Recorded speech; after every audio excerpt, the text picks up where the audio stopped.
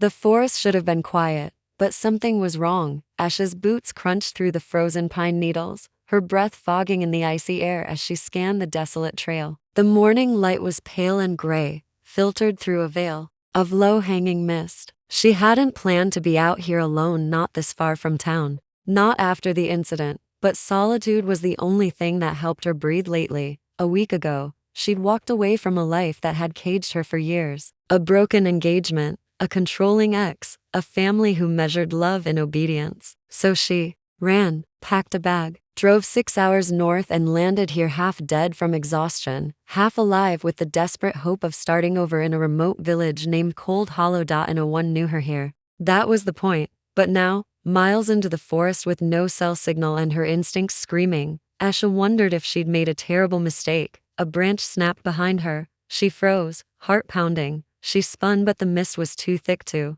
see more than a few feet. "Hello?" she called, hating the tremble in her voice. "Is someone there?" Silence. Just the eerie groan of the wind between trees. Then a growl. Low, animalistic, close.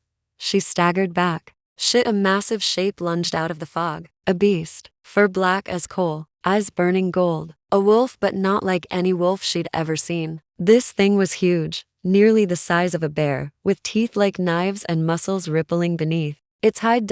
Came at her with primal speed. Asha screamed and turned to run but tripped on a root. Pain shot through her ankle as she hit the frozen ground hard. She scrambled back on elbows, heart hammering, mouth open in a silent cry. The wolf was nearly on her, and then another blur of motion. Another creature, silver gray and just as massive. It slammed into the black wolf mid-leap, throwing it off course with a furious snarl. They collided with a sickening thud, tumbling into the brush. Asha gasped for air, eyes wide in disbelief as the two beasts fought, teeth snapping, fur flying, claws ripping into each other with brutal speed. Blood stained the snow, but the silver wolf, he was protecting her. He took the brunt of every attack. He drove the black wolf back, dodging and lunging like a warrior who knew exactly how to fight. This wasn't just an animal. This was something more. Finally, with one devastating lunge, he bit into the black wolf's shoulder, forcing it to the ground with a howl. The dark creature twisted free and vanished into the fog, limping and snarling. Silence returned. Asha lay there, stunned, unable to move. The silver wolf turned to her. For a long, breathless moment, they simply stared at each other. His gold-flecked eyes weren't wild or predatory, they were searching, intelligent, sad. He took one slow step toward her. She flinched, but he stopped, lowered his head, as if to say, "You're safe now." Then, just like that, he turned and bolted into the woods. She sat there for what felt like forever, heartbeat crashing in her ears. Her hands were trembling, her ankle throbbed, and her world, whatever little was left of it, had just shattered. Back at the cabin, Asha locked the door and drew every curtain tight. She couldn't stop shaking. Not from cold, but from the weight of what she'd seen. That wasn't a normal wolf. That was something unnatural, supernatural. She poured herself a whiskey she found in a dusty cabinet and sank into the moth-bitten couch. The fire flickered softly, casting shadows against the log walls. She should leave, go back to the city, tell someone. But who would believe her? And more importantly, why had that creature protected her? The way he'd looked at her. Asha downed the drink in one gulp, the burn grounding her. Then she grabbed a notebook from her backpack and scribbled across the first page. "There's something in these woods, and it doesn't want me dead." That night, she dreamed of him, not as a wolf, but as a man, tall, battle-scarred, with silver-streaked hair and haunted eyes, standing in the snow, reaching for her. He said nothing, but somehow, she felt everything. A promise, a warning, a connection. Deeper than logic. She woke up gasping, sweat slick on her skin despite the cold. Outside, the forest howled, and in her chest, something ancient stirred. The trees loomed like quiet sentinels, their bare limbs creaking softly in the winter wind. Snow blanketed everything in a ghostly hush, muffling Asha's footsteps as she limped toward the forest's edge. The bruise on her ankle throbbed with each step, but it was nothing compared to the pressure in her chest, the urgent need to understand what had happened yesterday. She shouldn't have come back out here, but she had to. The images wouldn't leave her, the massive black wolf lunging at her with rage, the silver one tackling it midair, fighting like something out of an ancient legend. Not a hallucination, not a dream, real. She wrapped her coat tighter around her and squinted into the pale morning light filtering through the pines. No tracks, no blood, no signs of struggle, like the woods had swallowed it all whole. Then she heard it footsteps. Not hers, measured, heavy, purposeful. A voice followed, low and steady. You shouldn't be out here alone. She spun, her heart vaulting into her throat. He stood just beyond the trees, half shadowed by snow-lace branches, tall, still, watching. A stranger, but not a stranger. He looked exactly like the man from her dream, down to the silver-streaked hair falling across his brow and the smoldering gold of his eyes, like burning amber locked in ice. You, she whispered. He stepped forward, slowly, hands visible and relaxed. I don't mean you harm. Her fingers found the knife in her coat pocket. Her body was trembling, but not just from fear. I saw you, she said. Yesterday, in the woods. He gave a slight nod, eyes never leaving hers. I know. You were bleeding, she added. Your shoulder. Her gaze dropped to his side. Sure enough, his shirt was torn, blood dark against the fabric. Exactly where she remembered. He made no move to hide it. What were those things? She demanded, voice sharp. Wolves? Mutants? What the hell did I see? He paused, considering her with unnerving calm. They're like me, he said, born of something older than your world is ready to understand. That's not an answer, she snapped. What are you? He stepped closer. She didn't back away, even as her instincts screamed at her to run. His voice dropped, thick with reluctant truth. I'm a shifter. The words settled between them like falling snow. She laughed once, harsh and bitter. Shifter? You mean werewolf? His expression didn't change. That word doesn't cover it. But yes, something like that. Ash's grip tightened around the blade, though she wasn't sure what she'd do with it. His presence wasn't just physical, it pressed against her like heat, like memory. You expect me to believe this? No, he said softly. But I think part of you already does. He was right, and that scared her more than anything. She stared at him, trying to piece it all together. The attack, the rescue, the eyes, the dream. Why did you save me? She asked. His jaw clenched. For the first time, something flickered behind his calm. A storm.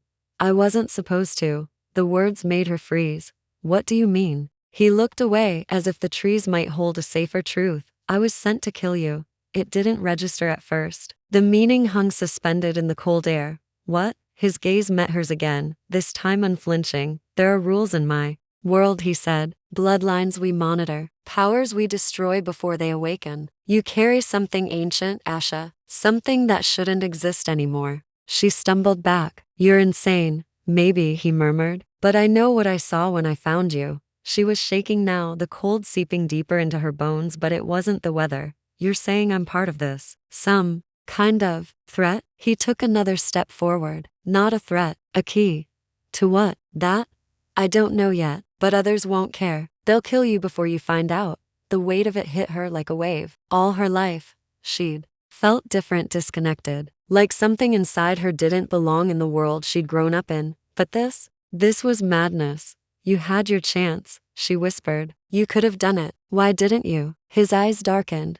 Because you weren't what they said you'd be. I looked into your eyes and saw someone who'd already been hunted, already broken.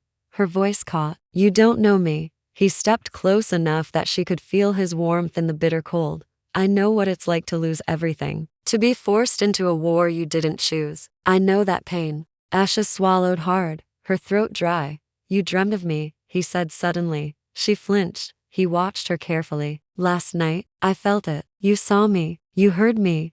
You were standing in snow, reaching for me. A slow nod. I wasn't sleeping.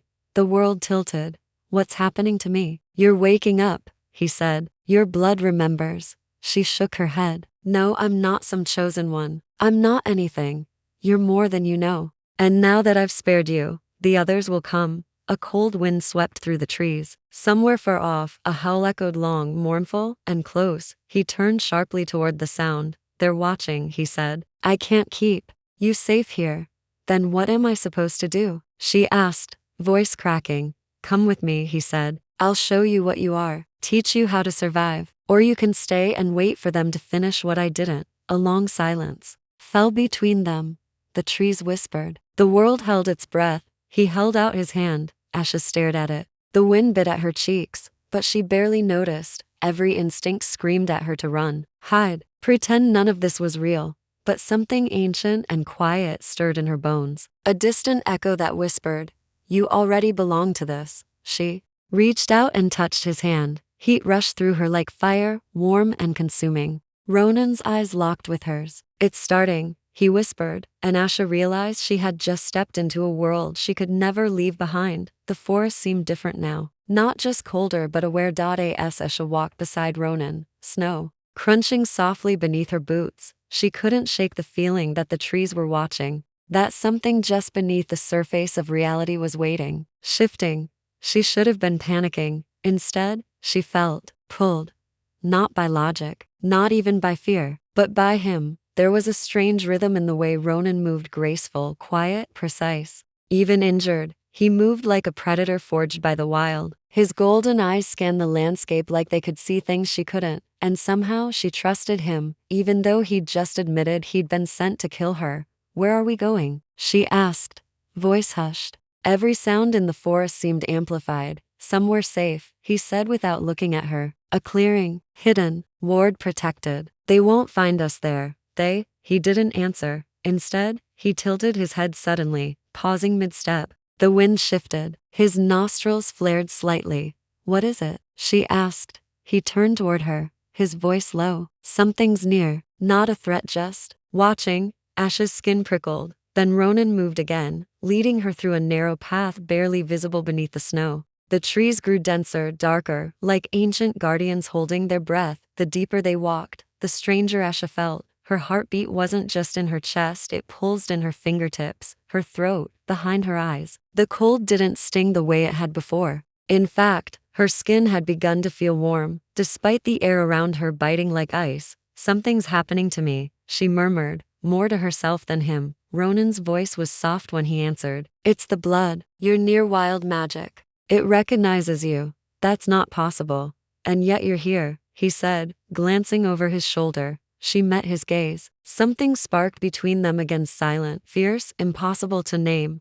They walked on in silence. Soon, they emerged into a snow-dusted glade, surrounded by towering evergreens. A river ran slow and dark along one edge, its surface barely rippling. A small fire pit sat in the center, the wood damp but stacked with intention. A canvas-covered lean-to was nestled against the rock face nearby. "This is yours?" she asked, surprised. Ronan nodded. "One of many places I use when I need to disappear." She stepped into the clearing cautiously, eyes scanning the trees. It was quiet here, almost too quiet. But there was a strange peace to it too, like the forest was holding its breath in reverence. Ronan crouched by the fire and struck a match against stone. The spark caught quickly, flames licking upward. Asha stood a few feet away, hugging herself tightly. "So now what? We just camp here until the monsters go away?" He didn't look up. "If only it were that easy." "Then explain it to me," she snapped. "Because right now I'm walking through a frozen forest with a man who shifts into a wolf, who admits he was sent to kill me, and claims I'm part of some bloodline I've never even heard of."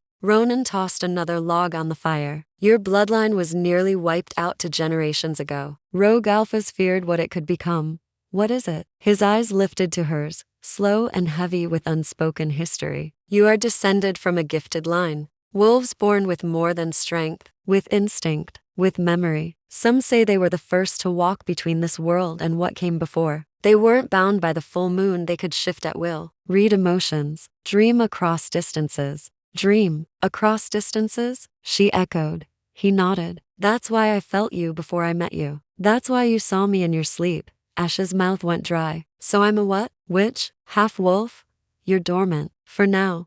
"What if I don't want to be any of that?" Ronan rose to his full height. "Then don't. But pretending it doesn't exist won't protect you." She turned away, arms crossed tightly. Her mind was spiraling. None of this should be real. But it felt real. The cold, the fire, the pulse under her skin that throbbed faster the closer she stood to him. She closed her eyes. "My whole life I've felt wrong, like I didn't belong anywhere." "You don't," Ronan said quietly. "Not in the world you left. Not fully. But you do here."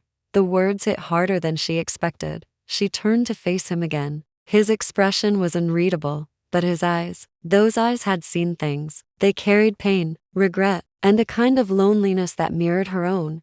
Why did you change your mind? She asked softly. He hesitated. Because I saw myself in you. Her throat tightened. I've followed orders my whole life, he continued. Killed who they told me, protected what they said mattered. But you, he stepped closer, voice dropping. The moment I laid eyes on you, I felt something shift. Something that wasn't mine. Ash's breath caught. He was close enough now that she could feel the heat radiating off him. His scent smoke, pine, something wild curled in her lungs. Her voice was barely a whisper. What do you feel now? His eyes flickered to her lips, then back to her eyes. I don't know, he said, but it scares me. She nodded once. Me too. Neither of them moved. The fire crackled softly behind them. Snowflakes began to fall again, drifting through the trees like ash from some old world blaze. Then suddenly, Asha swayed. Her legs buckled slightly, and her hand shot out to grip Ronan's arm. A strange wave of dizziness crashed through her, followed by heat blooming in her chest like a second heartbeat. He caught her instantly.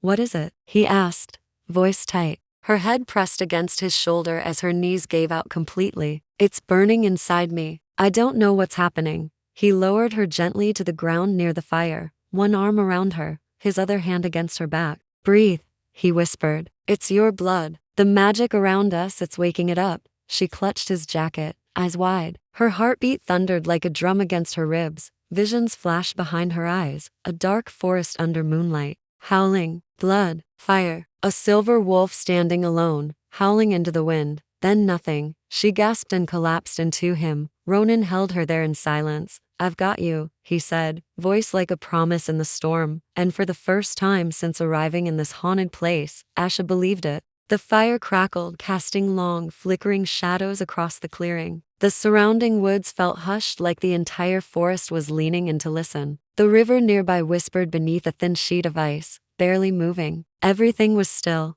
Asha sat bundled in a wool blanket that Ronan had wrapped around her earlier. Her hands were trembling not from cold, but from the aftermath of whatever had awakened inside her. That heat, that pulse, that vision, it had passed, but it left echoes in her veins, like the world inside her had shifted on its axis. She could feel it. Her heartbeat no longer matched the rhythm she'd always known. It was deeper now, wilder, like something ancient was breathing just beneath her skin. Ronan sat across the fire, silent and unmoving. His silhouette looked carved from the woods themselves, broad-shouldered, battle-worn, but still. Watching her with eyes that burned like embers in the dark, she broke the silence first. I felt like I was falling, but inward. He didn't move, but his voice was steady. That's how it starts. The blood doesn't wake all at once. It rises in waves, each one stronger, each one more honest. Her voice was barely above a whisper. Is that what I am now? Something other? Ronan tilted his head slightly. You're still you, but there's more underneath now. More that was always there, just buried. She stared into the fire. I'm afraid of it. You should be, he said. Power without knowledge is always dangerous, especially when it doesn't know you yet. That struck her. Power that didn't know her. That moved like its own being, as if something older than language was now alive inside her blood. What happens if I lose control? She asked. Ronan's gaze dropped for the first time. Then they'll find you, and they won't hesitate. The one that attacked me, she murmured. What was he? A hound of the old order, Ronan said quietly. A hunter, loyal to the high packs who believe bloodlines like yours are a threat to balance. They're not wrong. She blinked. You're saying I am a threat? I'm saying, he said, lifting his gaze again, that some of the most dangerous things in the world were never evil, just misunderstood or feared. Asha looked down at her hands. The same hands she used to type reports, to sign lease agreements, to pack her escape bags in the middle of the night. They didn't feel like hers anymore. You really were going to kill me, she said softly. The crackling fire filled the pause between them. Yes, Ronan said. The word hit her like a slap, cold and clean.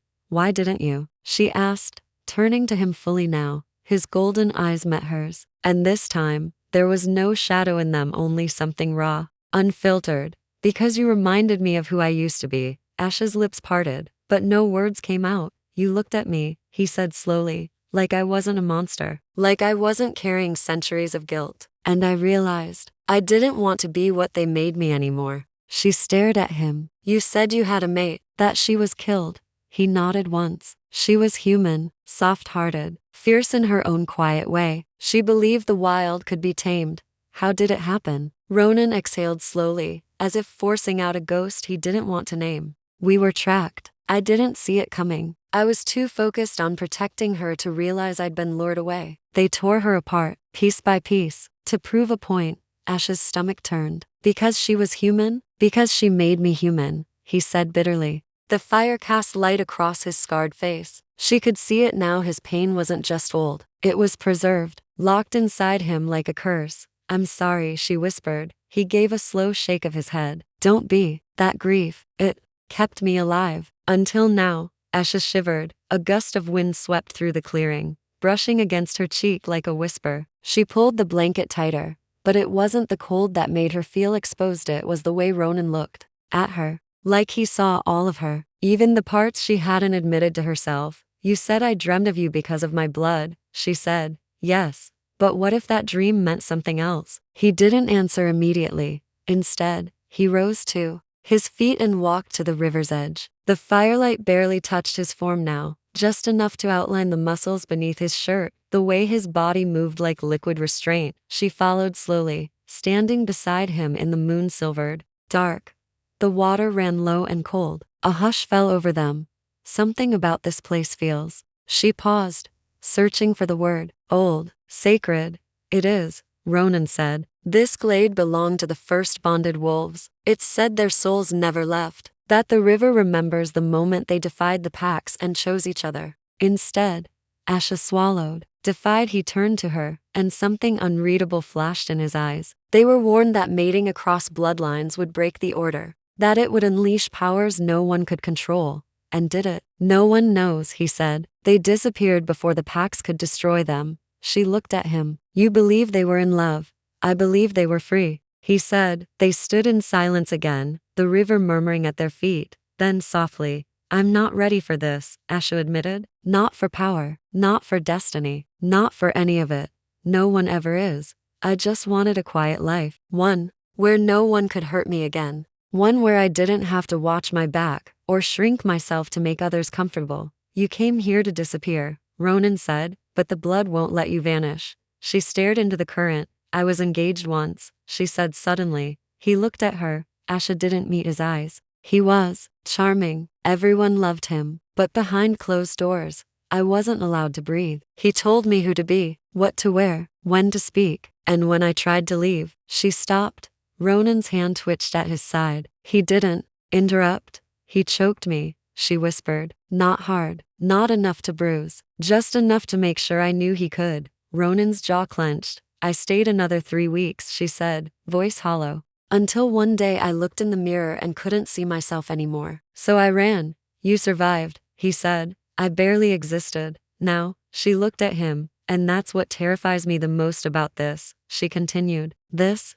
magic, this bloodline, it doesn't just want me to exist. It wants me to become something I can't recognize. Ronan took a step closer, slow and sure. It wants you to become who you were always meant to be, he said. Not what the world tried to turn you into. She stared up at him, breath shallow. I don't know how to do that, she said. I do, he replied. The moment stretched between them, full of quiet promises and old wounds. He reached out and touched her hand lightly, almost reverently. Their skin met, and the warmth that passed between them wasn't just heat. It was recognition. Asha didn't pull away. She didn't speak. Neither did he. But in the stillness of the snow-draped woods, something unspoken passed between them, ancient and fragile and terrifyingly real. And for the first time in a very long time, Asha didn't feel alone. By morning, the snow had stopped. The sky was a dull pewter gray, and the forests were silence like a second skin. Asha stood in the clearing, breath rising in soft puffs as she stared at the worn leather strap Ronan had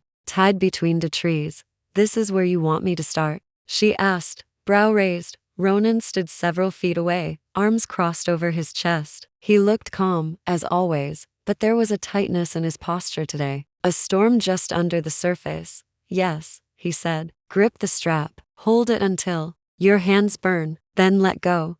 She gave him a look. That's your idea of training? It's not your muscles I'm training. It's your control. She sighed, annoyed. Feels a lot like humiliation. He stepped toward her. You said you're afraid of losing control. That fear is the leash on your power. This is how we break it. Asha narrowed her eyes. You sound like a monk. I'm not, he said. I'm a killer trying to unlearn the only thing I was ever good at. The words hit her harder than she expected. She turned to the strap and gripped it, cold, rough, steady. At first, it was easy holding her weight, testing her strength. But Ronan didn't speak, didn't count. He just watched as her arms began to ache, as her grip began to falter. Minutes passed, her palms burned, and then the heat came back, a sudden surge of fire beneath her skin. Not like last time, this was sharper, hotter, like lightning crawling up her spine. Her breath hitched, and the world around her seemed to dim, replaced by a hum of something wild inside her bones. The strap snapped, not from where, but from her. She stumbled back, eyes wide. The trees around them vibrated. The snow shuddered like something beneath it had just exhaled. Ronan was already moving. He stepped between her and the trees, eyes glowing faintly, alert, protective. You felt that? She asked, heart pounding. He turned slowly. You didn't just pulse, you called. Called? The earth, the blood, us. She blinked. Us? He didn't elaborate. Instead, he tossed her a wooden staff. Let's see if you can focus that energy before it destroys something. They moved into the center of the clearing, fire crackling behind them. Ronan circled her like a teacher, but his presence was anything but neutral. She could feel his body heat, his gaze, the way his muscles coiled with every slow step. He raised his own staff. You're not going to win this. That's not the point. I need to see how your instincts react under pressure. Meaning you want to beat me with a stick. If it helps, I'll let you hit me back. She smirked. You're assuming I'll miss. He didn't answer, just lunged. Fast. Too fast. Asha barely had time to block before the wood cracked against hers. Her arms trembled. He spun again, graceful and brutal, and she stepped back, avoiding the second strike. She wasn't trained, but her body moved on something else. Reflex. Heat. That ancient rhythm. She ducked, swung, missed. But she didn't feel clumsy.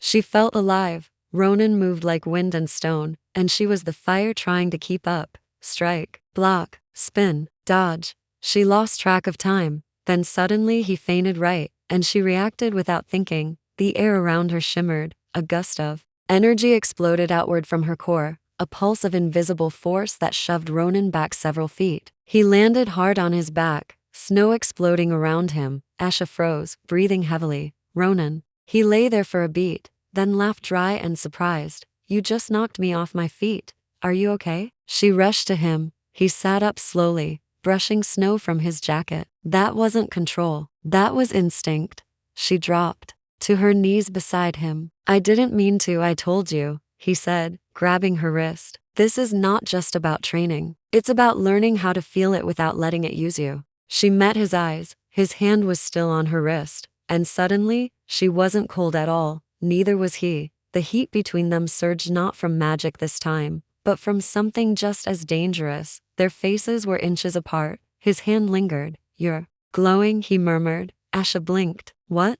He lifted a lock of her hair. The ends shimmered faintly, like silver light dancing along the strands. Her pulse quickened. She didn't know who moved first, but suddenly his hand was at the back of her neck and her fingers curled in the fabric of his coat. The kiss hovered there, unspoken, magnetic, inevitable. Then a low, distant howl split the forest. They pulled apart instantly, hearts racing. Ronan stood, eyes scanning the trees. The golden light had returned to his irises. They're near, he said. They're listening now. She rose beside him, breath still catching. What do we do? He looked at her, voice grave. Now, we prepare to survive what comes next. But we don't even know what I am yet, she said. He looked at her like he already knew the answer. You're a catalyst, he said. A bloodline meant to break the old rules. Ash's throat tightened. And you? His eyes didn't waver. I'm the one who chose not to stop you. The second howl cut through the air, closer this time, sharper. It wasn't just a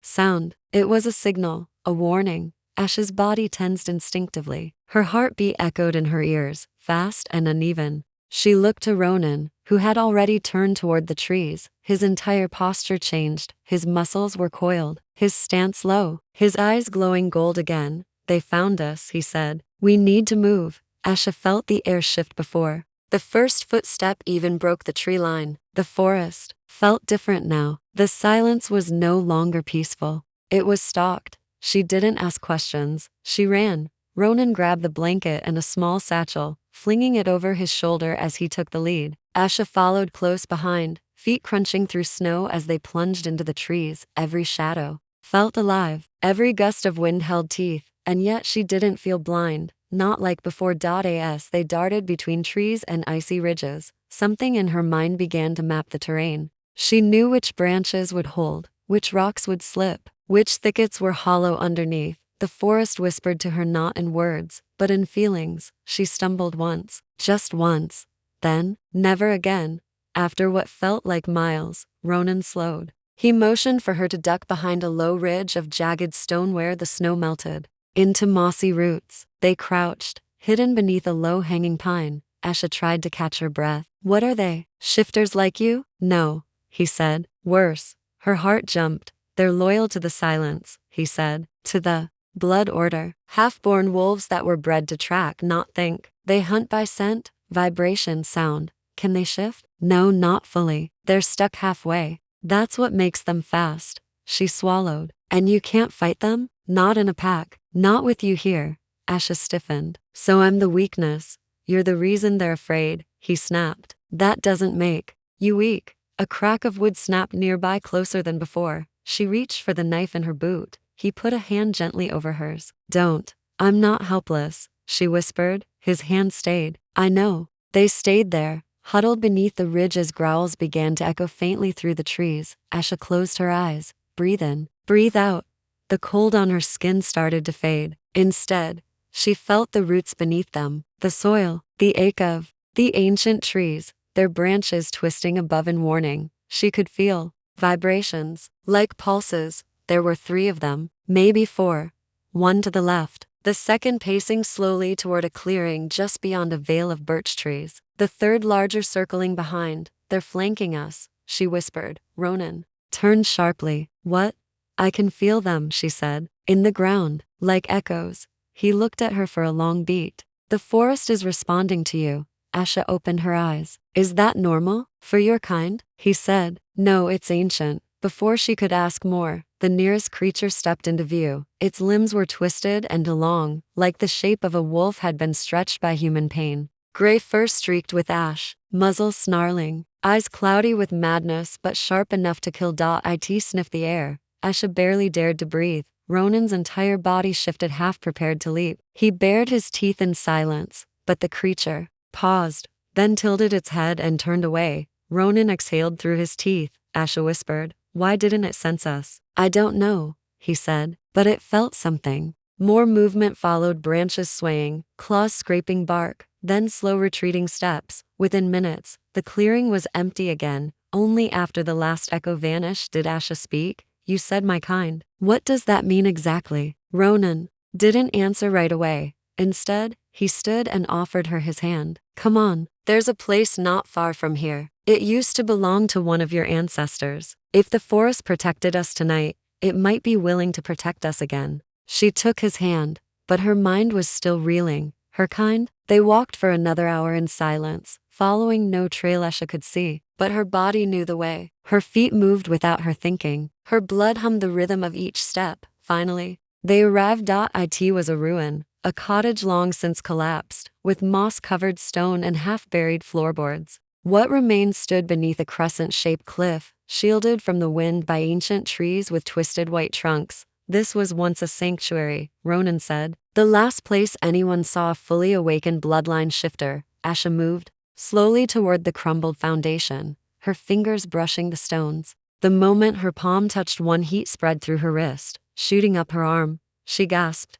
The world around her flickered. Suddenly, she saw it, not the ruin, but the memory, the cottage alive, warm with firelight. 2 figures, one male, one female, standing near a circle of silver runes, their hands clasped, their foreheads touching. The man whispered something she couldn't hear. The woman turned. She had Asha's eyes, then gone. She stumbled back. Ronan caught her by the waist. What happened? I saw them, she said breathlessly. 2 people, in this place. She looked like me. He didn't seem surprised. You weren't supposed to know this yet, he said quietly. Know what? He hesitated. Then, the woman you saw, her name was Sira. She's your ancestor, but more than that, she was the last of her bloodline to bond with a wolf. Asha blinked. A wolf? Not like me. Stronger. A founder. Their bond was forbidden. They were hunted, but they disappeared before the council could find them. Wait, Asha's breath caught. Are you saying I'm descended from both of them? Yes. And you knew? I suspected, but I wasn't sure until now. She stepped away from him. So what was I? A mission? A target? Or something else? Ronan's jaw tightened. You were a choice. Her voice wavered. What does that mean? It means I knew what you might be, and I came anyway. And when I found you, when I looked into your eyes, I didn't see a threat. I saw her, the one who defied fate. Asha turned away, trying to catch her breath. Everything was unraveling too fast. So what do I do now? He stepped behind her, voice low. You listen, to the blood, to the earth. You don't run from it anymore. And when they come again? He placed a hand on her shoulder.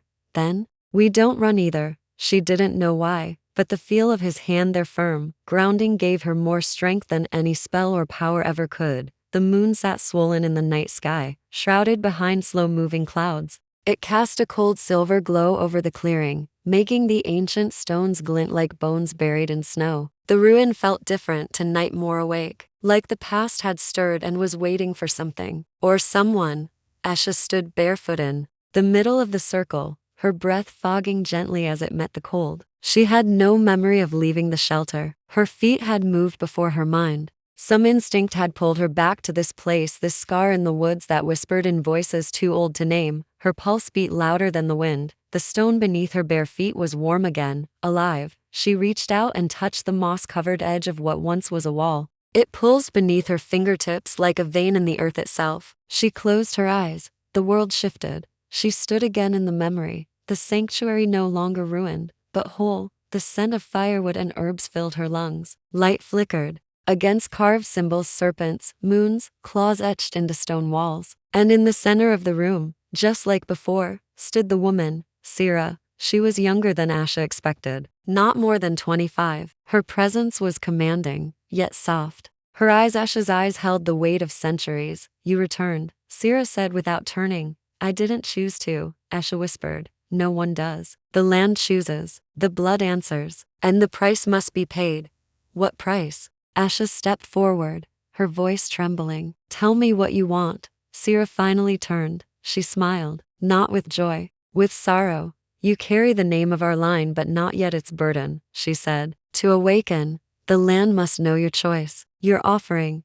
Asha's mouth went dry. You mean, a sacrifice? Sira stepped toward her. The power we held was not born without cost. The earth gives only what it knows will return to it in time. If you want to awaken the bond fully, if you want to become what you already are, you must give something back.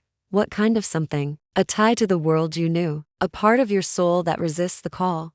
I don't understand. Sira reached out and placed her hand against Asha's chest. Pain exploded through her ribs like white fire. Asha gasped, dropped to her knees, and the memory shattered. She awoke in the snow, body curled in the center of the stone circle. The pain had vanished, but her chest still ached as if something had been branded beneath her skin. Ronan was already kneeling beside her, hands gently gripping her arms. Asha, talk to me. I saw her again, she rasped. She said, the land needs a choice, a sacrifice. His jaw tightened. His golden eyes looked darker than ever. It's time. You knew this was coming. I suspected. Now I'm certain.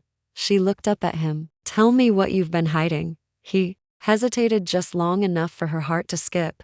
Then, there's a ritual. An offering of the soul. Your power, true power, only comes when you let go of what you once were. The land doesn't give without taking. Her voice shook. What does it take? That depends, he said. For some, it was memory. For others, love. For Sira, she gave up her mate, sent him away to save the line. He was never seen again. Asha felt something twist deep inside her. So I have to choose between the power and someone I care about. He didn't answer, and that said everything. She stood slowly. So all this time you knew.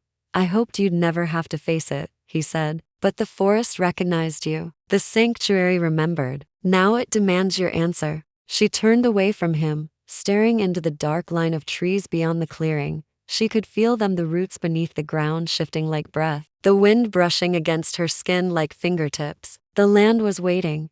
I never asked for this, she whispered. I know. I just wanted to run away from pain, from my past. And now I'm being asked to become something I don't understand, or risk dying for what I was. Ronan moved behind her, voice low. You were never meant to live half a life, Asha. She turned slowly. And you? What will you do? If you choose the ritual, he said, you might not come back. Her heart slammed. Then you're telling me to walk away from it? I'm telling you I don't want to lose you, he said. But I also won't stand in your way. Not like they did to me. Not like they did to her. His words tore through her like wind through bare branches. You're the only one who's ever seen me, she whispered. He stepped closer. Because I was lost the same way. And you made me remember what it felt like to want something more than survival. She didn't pull away when he brushed his hand against her face. His thumb grazed her cheekbone. Slow, reverent. Asha, he said, his voice cracking. If you do this, the magic might take everything soft inside you.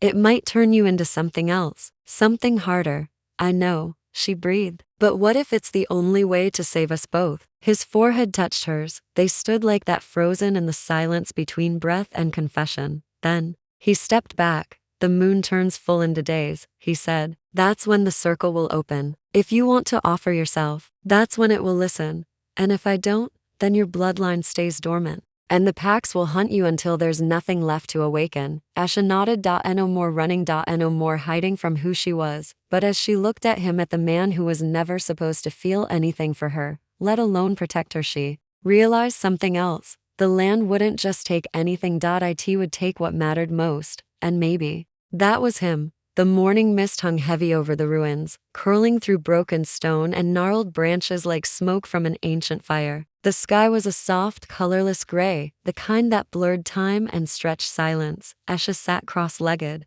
in the center of the stone circle, eyes closed, palms pressed to the frost-covered ground. It was colder today, but she no longer felt it. The chill was in her blood now, twining with the growing heat in her chest, the slow ignition of something vast and untamed. Her skin prickled with every breath. The forest breathed with her, and she could feel the stir of roots, the ache of old trees, the distant heartbeat of wolves too far to see.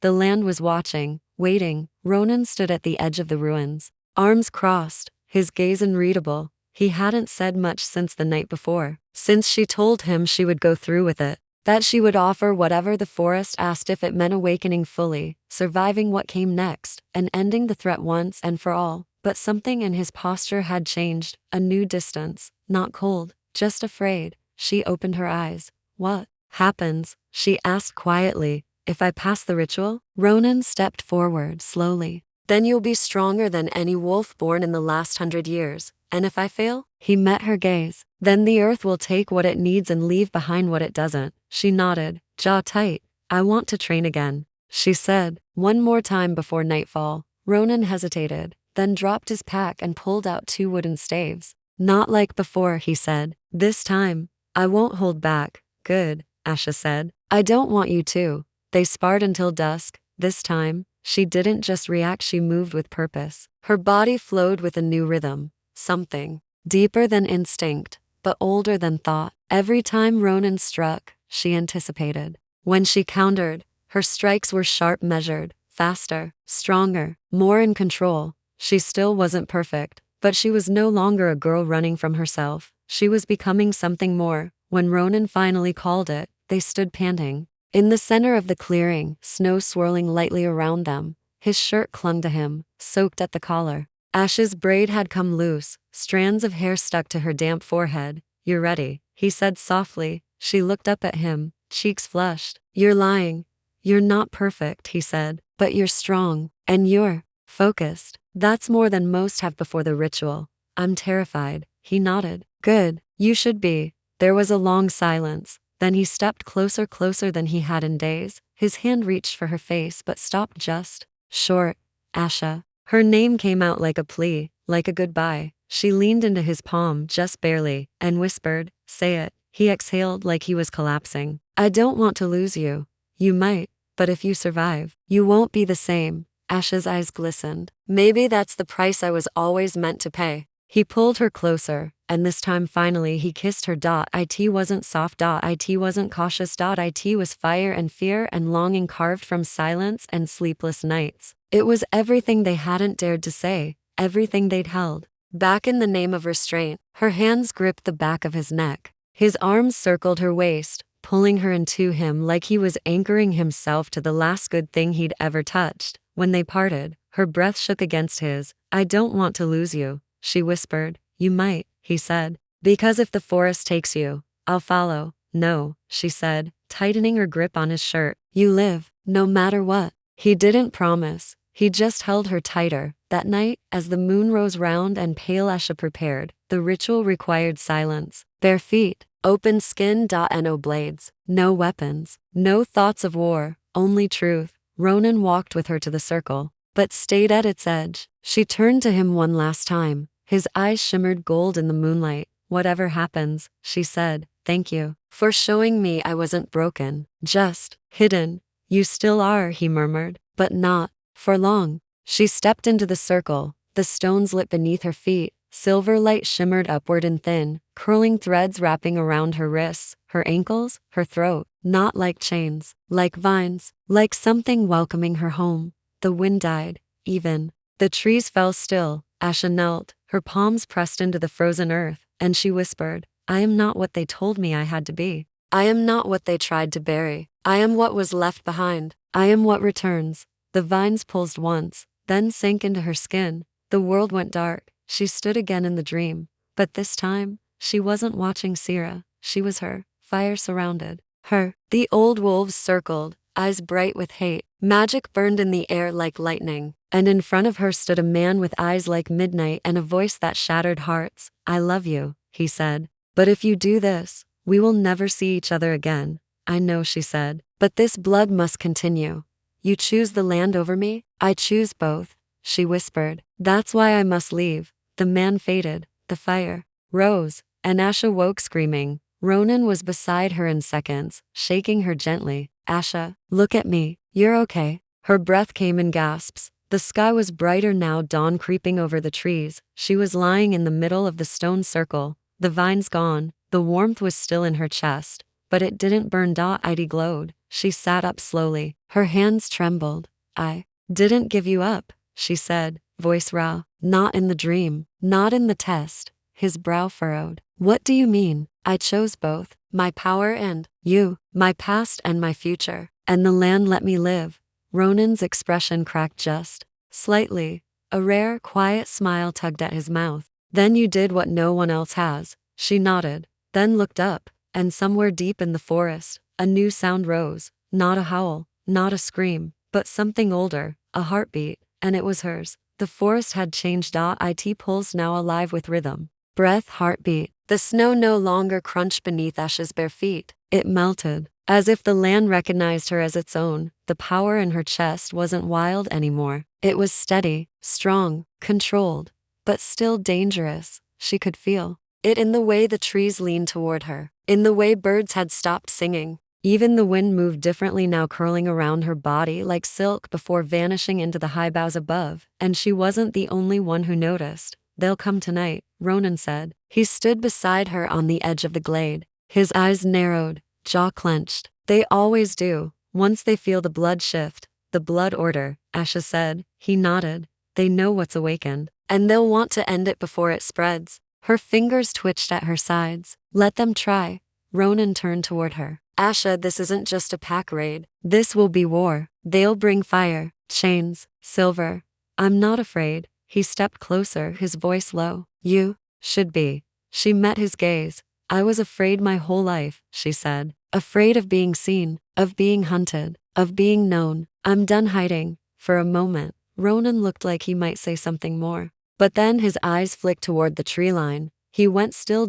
So did the forest. Too quiet, he murmured. The air changed, thickened, and then the first scream came. Not a human one, but not quite animal either. A sound like something being torn apart from the inside. Asha turned just as the first figure emerged from the trees, half shifted, limbs too long, face distorted in permanent snarl. Red eyes, silver caged armor clinking across its ribs, then to more, then 5. They came early, Ronan growled. He dropped the leather coat from his shoulders and reached for the blade strapped to his back. Go, run to the stones, call the earth.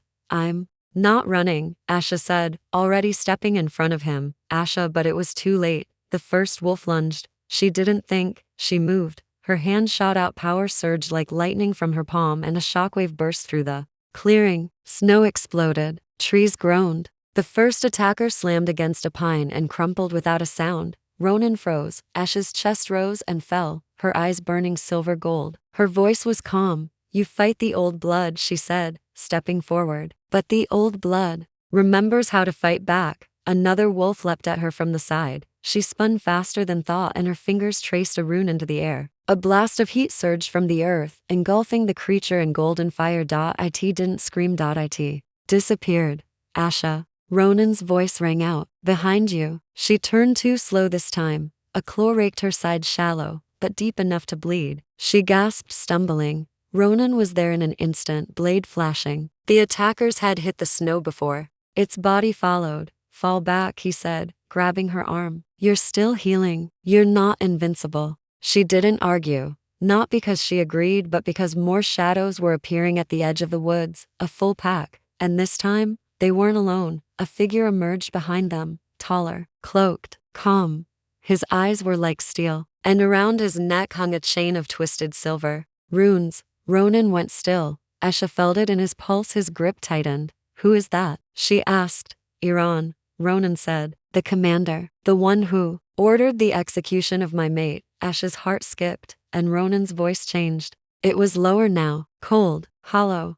I swore I'd kill him if I ever saw him again. Then we do it together, she said. No, he growled. You stay behind me. I can help, I said. Stay. He stepped forward before she could stop him. Iran's voice echoed across the clearing. Still playing the rebel, Ronan? Even after we spared your life? You killed her, Ronan said. She was a weakness. And you've clearly found another. His eyes shifted to Asha. Asha stood taller. The power in her blood began to rise again, hot, steady, hungry. She's not a weakness, Ronan said. She's the future. And you're the past clawing at dirt. Then the dirt will bury you. Iran lifted his hand. The entire line of half-shifted wolves charged. The air filled with snarls and the thud of feet against earth. Ronan exploded into motion faster than Asha had ever seen him. His body blurred as he shifted mid-stride, silver first streaked with white. His wolf form was massive, terrifying, magnificent, and alone, he tore into the front line like a storm. Claws raked, teeth snapped. Blood sprayed across snow. Asha watched, frozen for a moment. Then she moved. Call the earth, she whispered. She dropped to her knees in the circle and pressed her hands to the stone. Answer me. The pulse came like thunder, and the forest responded. Roots erupted from the ground, twisting into spears. Vines lashed out from trees. Snow exploded as heat radiated from the soil. The land was alive, furious, and she was its voice. But even with magic, they were outnumbered. Ronan was bleeding, his shoulder torn, his leg limping. Asha stood, power crackling in her bones. She would not let him die. She moved through the battlefield like lightning, calling the fire beneath her skin. Wolves tried to block her path, vanished in bursts of golden light. She reached Ronan just as Iran raised his hand to strike. A silver blade shimmered. Asha grabbed his wrist. Their eyes met, and something snapped. Power exploded between them. Iran was thrown backward, smashed into a tree with a deafening crack. The runes around his neck shattered, silver dust scattering like ash. Silence. Only Ronan's ragged breathing remained. She dropped beside him, pressing her hands to his wound. Stay with me, she whispered. His human form returned slowly, blood running down his temple.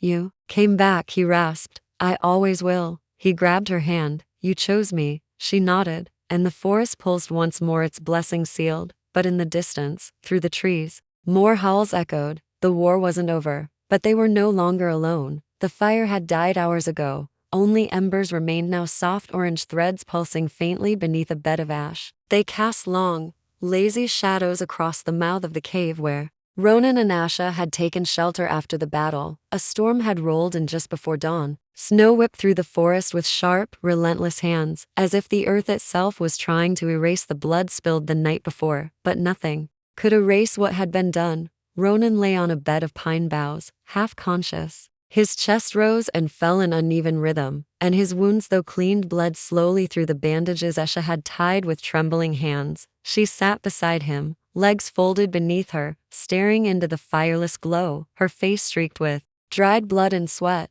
She hadn't spoken in hours, not since they'd escaped, not since she'd seen him fall in the snow, limp and silent, body torn where teeth and claws had found him, and not since she'd felt the rage bloom in her veins hotter and more violent than anything she'd ever known. She had nearly killed Iran, not just with fire or magic, but with something else, something darker, older, a force that hadn't come from instinct or fear but from fury, and it hadn't stopped when Iran collapsed. It had wanted more. She swallowed hard. Ronan, she whispered, brushing a damp strand of hair from his forehead. He stirred, his eyes fluttered open, slowly, dull and heavy-lidded. Still here, he rasped. You're lucky. I'm stubborn. A pause, then he turned his head slightly toward her. You saved me. She nodded. We saved each other. His voice was rough. Not the first time, but maybe the last.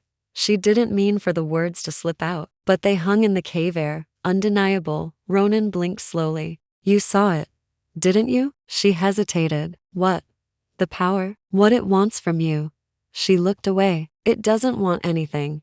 That's a lie. She didn't deny it. I felt it too, he whispered. In the clearing, when you struck Iran, it wasn't just magic. It was will. It was wrath. Ash's throat tightened. It scared me. It should. A long silence fell between them, only the sound of wind howling beyond the stone and the distant groan of trees. He reached for her hand, weakly. She took it. His fingers were rough, calloused, scarred. Hers were trembling. You're becoming more than human, he said. More than wolf. What does that make me? He looked up at her, and for the first time in days, she saw fear in his eyes, not for himself, but for her. I don't know, he said, but I don't think anyone's ready for it. I'm not sure I am either. He squeezed her hand. You asked me once what I saw in you, he said softly. Now I'll tell you. Her heart pounded. I saw a girl who had been broken in ways the world didn't have words for, he said. A girl who still stood tall, who still cared, who still looked at a stranger and saw a soul. His voice cracked. I saw someone braver than anyone who ever held a sword. Tears welled in her eyes. Why does it still hurt? Because love doesn't protect us from pain, he whispered. It gives us something to lose. Asha leaned down slowly, pressed her forehead to his. The storm howled louder outside. She closed her eyes. I don't want to become a weapon, she said. He didn't reply, because they both knew she might not have a choice. That night, Asha left the cave while Ronan slept. She walked barefoot into the snow, the storm easing as she passed beneath the trees. The forest didn't howl tonight, it listened. The deeper she walked, the quieter it became, until she reached a hollow. A circle of twisted trees bent low to the ground, ancient and knotted. Their trunks formed a ring, blackened and gnarled with age. She stepped inside. Immediately, the air changed, heavy, charged, alive. The runes from her dreams shimmered faintly across the bark, symbols of the old blood. I know you're watching, she whispered into the silence. Nothing answered. So she knelt, pressed her palm to the frozen ground, and said, if you made me for this, if I'm what you waited for, then show me how to wield this power without losing who I am. The trees groaned, and in her mind, a voice replied, love roots the wild. Let it be your tether. Her eyes snapped open. There was no one there, but she felt Ronan's heartbeat in her chest, steady and distant. She stood, and for the first time since the awakening, she knew the cost didn't have to be destruction. It could be choice. By the time she returned, Ronan was awake and sitting up barely. You walked into the woods alone, he said quietly. Would you believe I wasn't alone? I would now. She knelt beside him and cupped his cheek. You're not losing me, she whispered. He closed his eyes. Even if the order returns? She nodded. Then they'll face the new alpha. His eyes widened slightly. You? She smiled faintly. No pack leads me, but I'll lead what rises next. A long silence stretched. Then, you're not a weapon, Asha, he said. You're the blade they were never meant to hold. And this time, when he kissed her, it wasn't desperation. It was promise.